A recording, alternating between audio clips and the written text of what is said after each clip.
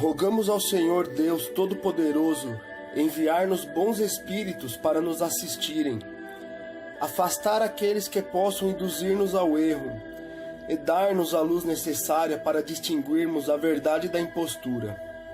Afastai também, Senhor, os espíritos malfazejos, encarnados ou desencarnados, que poderiam tentar lançar a desunião entre nós e com isso tentar desviar-nos da caridade e do amor ao próximo. Se alguns procurarem penetrar neste recinto, fazei, Senhor, que não encontre acesso em nossos corações. Bons espíritos, que vos dignais vir instruir-nos, tornai-nos dóceis aos vossos conselhos. Afastai-nos de todo pensamento de egoísmo, de orgulho, de inveja e de ciúmes. Inspirai-nos a indulgência e a benevolência para com os nossos semelhantes, presentes ou ausentes, amigos ou inimigos. Fazei, enfim, Senhor, que pelos sentimentos que nos animarem, possamos reconhecer a vossa salutar influência. Dai aos médiuns que encarregardes de nos transmitir os vossos ensinamentos a consciência da santidade do mandato que lhes é confiado e da gravidade do ato que vão praticar, a fim de que o façam com o fervor e o recolhimento necessários. Se estiverem entre nós pessoas que foram atraídas por outros sentimentos, que não o do bem, abri os seus olhos à luz e perdoai-as, como nós a perdoamos, se vieram com intenções malfazejas. Pedimos especialmente ao nosso Deus Todo-Poderoso e aos nossos guias espirituais, para nos assistir e velar por nós, hoje e sempre. Que assim seja. Após nos refazermos pela manhã, considerando a viagem ainda longa, despedimo-nos comovidos. Pelo menos quanto a mim, podia afirmar que me afastava com mágoa, tão belas as lições ali recolhidas. Alfredo e a esposa nos abraçaram sensibilizados, desejando-nos jornada feliz e êxito no trabalho. Vários amigos da véspera estavam presentes, saudando-nos também com alegria. Tomamos o carro, agradavelmente surpreendidos. Olha, seria muito difícil para mim descrever aquela pequena máquina, que mais se assemelhava a um pequeno automóvel com asas, que se deslocava impulsionado por fluidos elétricos acumulados. Sempre atencioso, Aniceto explicou: eu aceitei o auxílio do aparelho não porque os deseja escravizados ao menor esforço, mas porque a permanência, embora ligeira, no posto de socorro, constituiu a oportunidade dos mais frutuosos à aquisição de conhecimentos necessários. Então vocês observam que o Aniceto estava explicando para eles por que eles estavam indo de carro. Não é porque nós queremos folga, nós queremos tranquilidade, não queremos esforço, mas é porque foi bom ficarmos no posto, porque vocês também, o André e o Vicente, poderão aprender, ou puderam, não é? Aprender coisas muito ricas. Foi muito frutificante aquela estada ali. E agora nós vamos compensar o tempo que perdemos andando um pouco mais depressa até o instante em que o carro puder nos levar.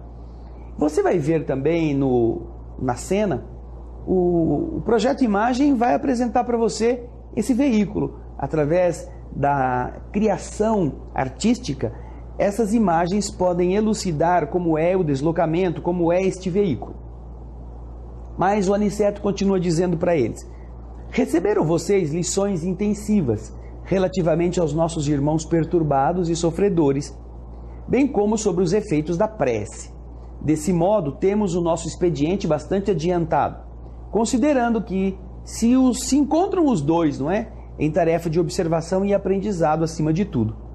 E depois de uma pequena pausa, continuou dizendo: não acreditem, todavia, que possamos aproveitar esta máquina até a crosta da Terra. Calculo que só vamos poder voar até o meio-dia. Em seguida, prosseguiremos a pé.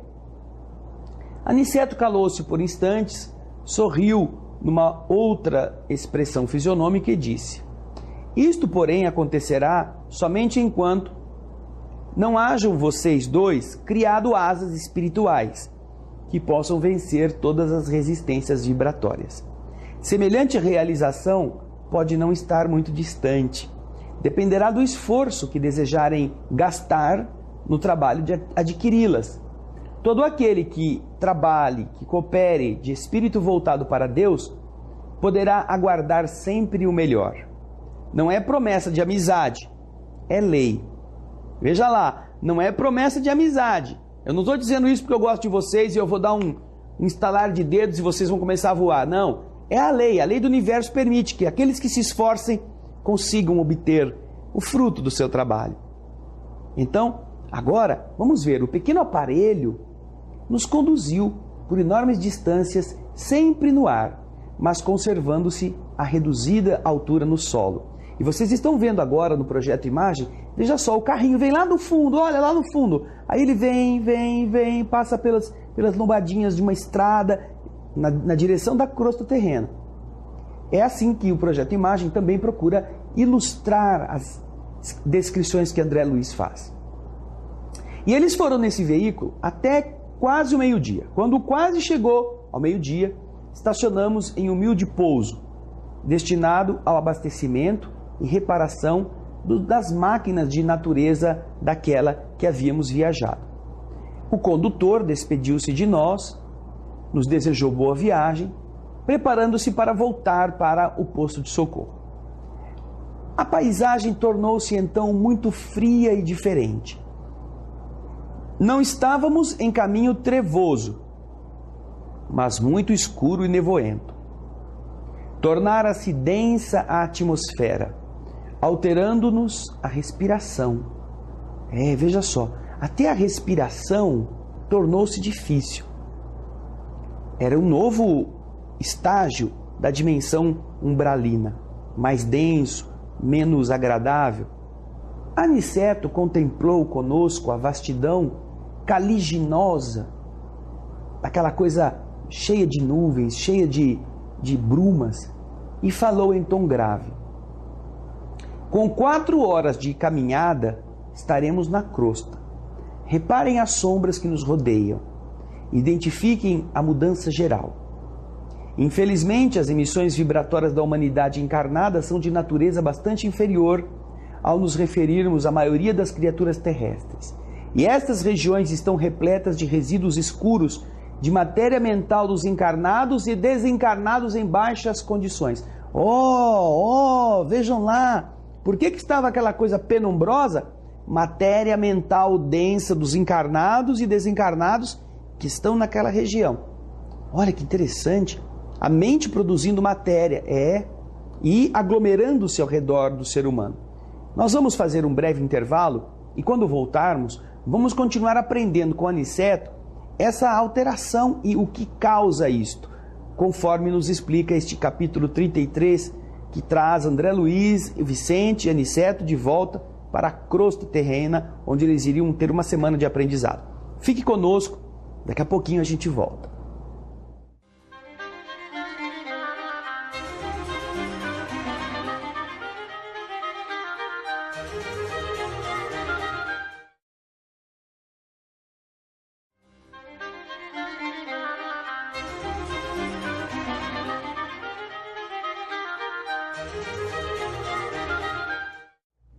Estamos de volta com o estudo do livro Os Mensageiros, no capítulo 33, tratando da vinda de Aniceto, André Luiz e o Vicente para a crosta, depois de passarem um pouco mais de 24 horas ali no posto de socorro. E agora eles chegaram, depois de andarem um bom período com o veículo, a um ponto, a uma pousada, onde eles tiveram que se despedir do carro e agora têm que caminhar. Só que a atmosfera era bem diferente, porque eles estavam descendo na direção da Terra. Quanto mais próximo da Terra, mais escuro e mais denso. Aí o Aniceto então diz a eles: com 4 horas de caminhada, nós chegaremos na crosta. Observem as sombras que nos rodeiam. Identifiquem a mudança geral. Infelizmente, as emissões vibratórias da humanidade encarnada são de natureza bastante inferior, ao nos referirmos à maioria das criaturas terrestres. E estas regiões estão repletas de resíduos escuros, de matéria mental dos encarnados e desencarnados de baixa condição. Atravessaremos grandes zonas, não propriamente tenebrosas, mas muito obscuras ao nosso olhar. Daqui a 2 horas, porém, encontraremos sinais da luz solar. Nossa peregrinação, francamente, foi muito pesada e dolorosa, diz o André.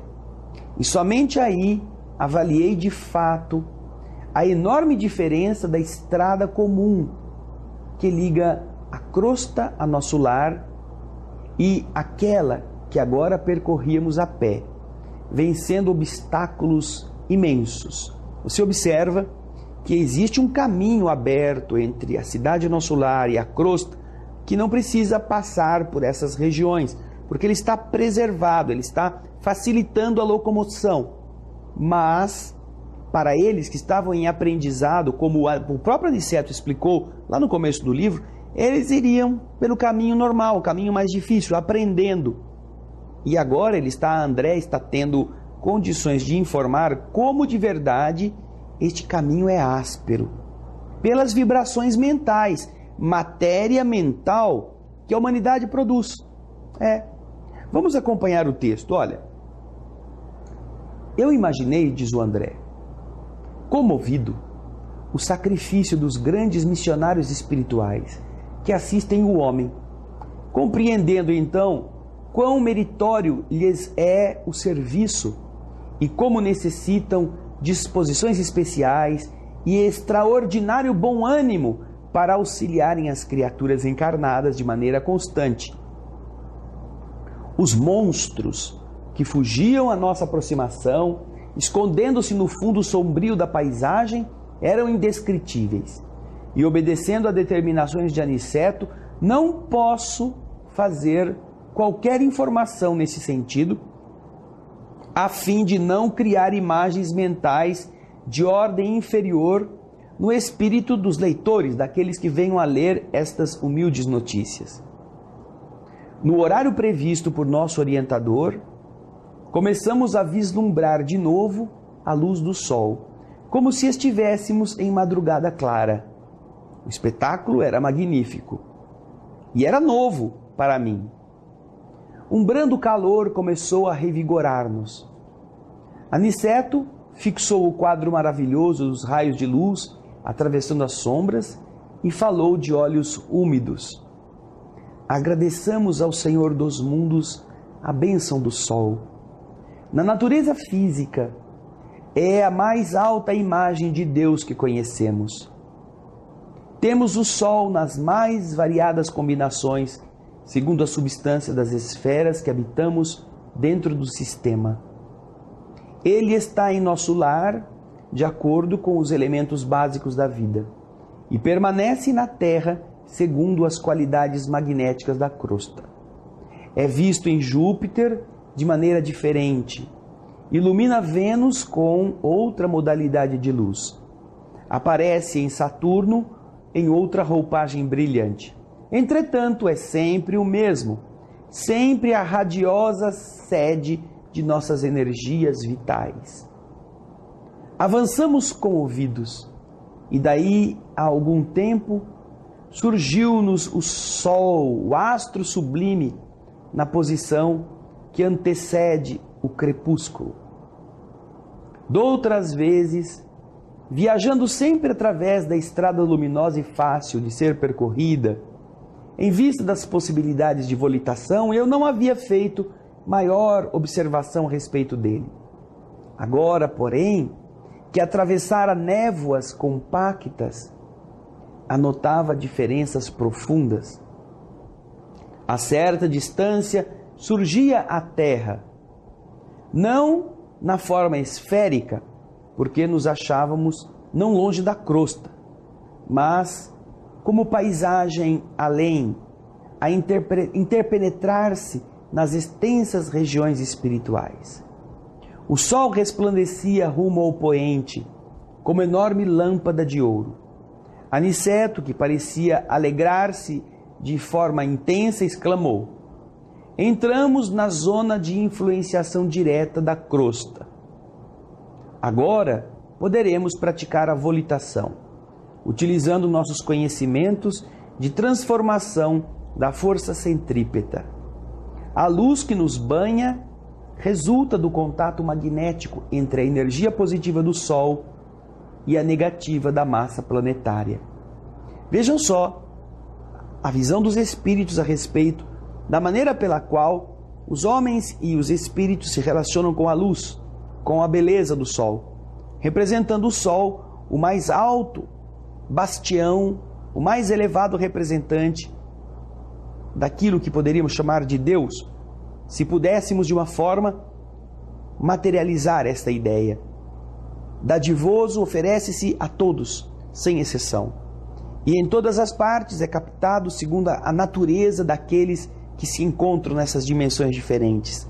Na Terra, em Vênus, em Saturno, em Júpiter, todos podem ter acesso a ele, e cada um poderá captá-lo de acordo com o grau com o qual analisa e recebe.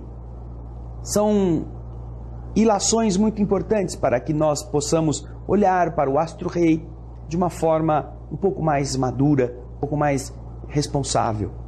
Dependemos dele, mas acima de tudo, dependemos de Deus, que é o nosso Sol. No próximo bloco, nós vamos ver como termina essa vinda de Aniceto e dos outros 2 alunos na direção da Terra. Fique conosco, porque é muito instrutivo, tá bem? Daqui a pouquinho a gente volta.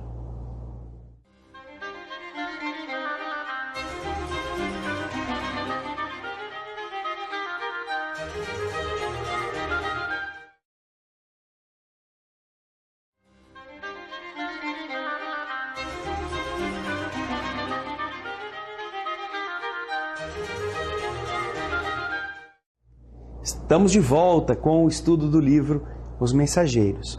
Hoje o capítulo que fala sobre a vinda dos nossos queridos irmãos para a Terra, no estudo que tem que fazer, o capítulo 33. Vimos então que eles estavam descendo agora, caminhando, agora a pé, até chegarem à crosta da Terra. E quando chegaram, estavam vendo o Sol que estava se pondo, porque você se lembra, eles andaram de carro até o meio-dia. Quando chegaram no posto para despedirem-se do veículo, o Aniceto lhes disse: olha, com mais 4 horas de caminhada nós vamos chegar à crosta da Terra. E assim mais ou menos aconteceu. Quando chegaram, 16 horas, 16h30, a Terra já estava indo para o final do dia. O Sol já estava se pondo, estava começando a descer. Então o Aniceto faz essas explicações. E vamos relembrar o que ele estava dizendo quando estão se aproximando da crosta terrena. Acompanhe o texto novamente, uma pequena leitura anterior que vale a pena a gente relembrar. Entramos na zona de influenciação direta da crosta, disse o Aniceto. A partir deste momento poderemos praticar a volitação, utilizando nossos conhecimentos de transformação da força centrípeta. A luz que nos banha resulta do contato magnético entre a energia positiva do Sol e a força negativa da massa planetária. Prossigamos. Não tardaremos a entrar no Rio de Janeiro. A essa altura, o André teve uma vontade muito grande de perguntar alguma coisa relativamente à direção. Então o André se volta para Aniceto e pergunta: como nos orientaremos?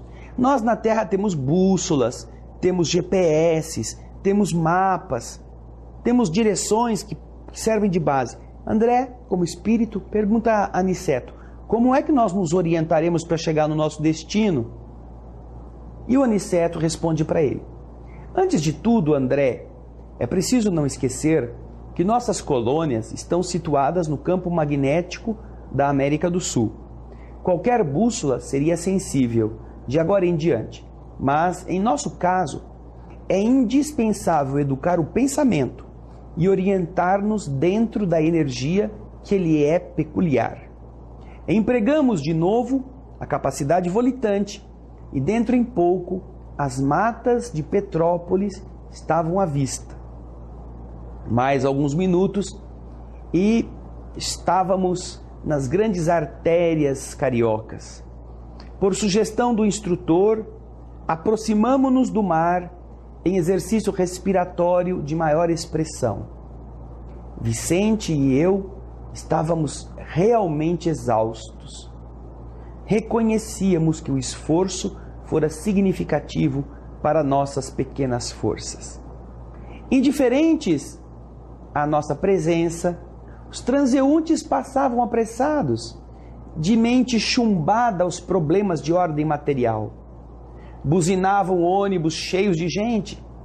A grande Bahia figurava-se cheia de forças renovadoras. Quando se acendiam as primeiras luzes elétricas, Aniceto nos convidou de maneira amável. Vamos ao reconforto. Vocês estão fatigadíssimos. Irei mostrar a vocês que nosso lar tem também alguns refúgios na crosta. Eles estavam muito cansados, porque era a primeira caminhada longa que em espírito eles faziam, procurando chegar a um ambiente de sua vida, de sua lembrança no passado, que era algo comum, né? A terra. Mas, e olha, eles só andaram 4 horas, hein? Estavam pregados, porque as outras 6 horas, mais ou menos, foi o carro que andou. Então, por terem andado 4 horas, já estavam assim, imagina se tivessem andado todo o caminho. Eles iam ter que pedir água em algum lugar ali, nas regiões umbralinas, não é? Mas, quando chegaram, vejam só a sabedoria de Aniceto. Levou-os ao mar, levou-os à orla marítima, para que, ao contato com as forças destas grandes massas, como são a montanha, como são os oceanos, eles se reabastecessem destes fluidos, porque os espíritos precisam de abastecimento também. E aí, para a surpresa deles, o Aniceto os convida a irem a algum lugar que, segundo o próprio Aniceto diz, é um pedaço de nosso lar na terra. É uma oficina de trabalho, é um local de repouso, de reconforto, como disse o próprio Aniceto. Aqui também temos alguns refúgios na crosta. Aqui nós temos lugares onde nós, como espíritos de nosso lar, podemos descansar um pouquinho. E é isso que você não deve se esquecer. Quando você está na terra, você procura refúgio numa sombra, num local ventilado, em um ambiente agradável, em uma lanchonete onde você possa se abastecer. Como os espíritos também têm necessidades e a terra é um tumulto para eles, pelas densidades de pensamentos, pelas coisas ruins que os homens produzem, eles também procuram refúgios. E nosso lar tinha alguns refúgios na terra. Será que você, na sua casa, pode ser considerado também um refúgio de algum plano espiritual amigo? Onde eles possam vir, estar em harmonia com a família que está morando naquele ambiente, ou naquele lugar, ter equilíbrio, ter serenidade? Nós vamos aprender no capítulo seguinte que refúgio é este que o nosso Aniceto se refere. Por quê? Porque no capítulo seguinte ele estará aprofundando, eles vão chegar a esse local. André Luiz e Vicente estão cansados, estão desgastados desta jornada, porque são novatos, mas aprenderão a se reabastecerem. E é por isso que a primeira experiência é assim mais difícil, porque você precisa que alguém te ensine a fazer as coisas. Já entendeu por que é tão importante a sua paciência, sua tolerância com pessoas que estão começando? Porque quando você os ensina, eles se tornam depois capazes. Mas quando a gente quer que eles já saibam, eles se intimidam, se amedrontam e acham que nunca vão conseguir vencer. Aniceto era um bom professor e os dois eram bons alunos. Agora estão vivos, no mundo dos vivos, para aprender e ajudar naquilo que puderem. No próximo capítulo, você se prepare, porque é muito interessante. Pedimos ainda, Pai, a fluidificação das águas do nosso lar, que nelas possa ser colocado o remédio da qual necessitamos para equilíbrio físico e espiritual, que ao tomá-la possamos nos sentir fortalecidos, reequilibrados, iluminados pela sua luz, amparados pelo seu amor. Também rogamos, Senhor, que durante o trajeto do nosso dia possamos ter apenas pensamentos positivos, conversas edificantes, para que possa pairar no ar só energias de luz e de amor. Que cada cantinho do nosso lar possa brilhar uma luz, iluminando a todos que aqui adentrarem, mas em especial, Pai, pedimos a nós que aqui estamos neste momento, fazendo o Evangelho do Senhor, que cada um de nós possamos ter no nosso pensamento, no nosso coração, a certeza da grandeza do Teu amor para com todos nós, a certeza de que somos os Teus filhos, que o Senhor nos ama e está presente na nossa vida, nos abraçando nas horas que choramos, nos embalando em Teus braços, sempre que necessitamos. Que a Tua paz e o Teu amor se faça sempre presente em nossos lares, em nossas mentes e em nossos corações. Que assim seja.